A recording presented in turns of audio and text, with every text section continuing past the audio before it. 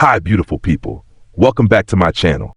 In today's video, I'm going to guide you step by step how to turn on fingerprint unlock on Samsung Galaxy F36 5G.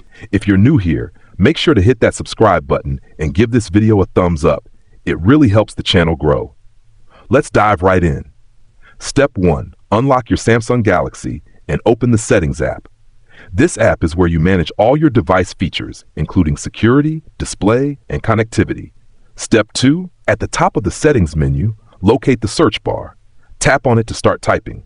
Step 3. Type Fingerprint in the search bar.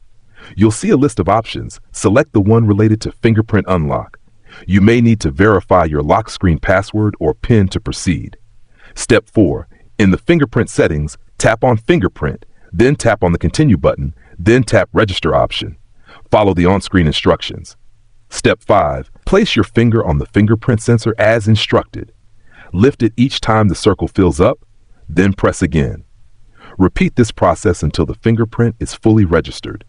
Once done, tap Done. Your phone now has fingerprint unlock enabled, making it faster and more secure to access your phone.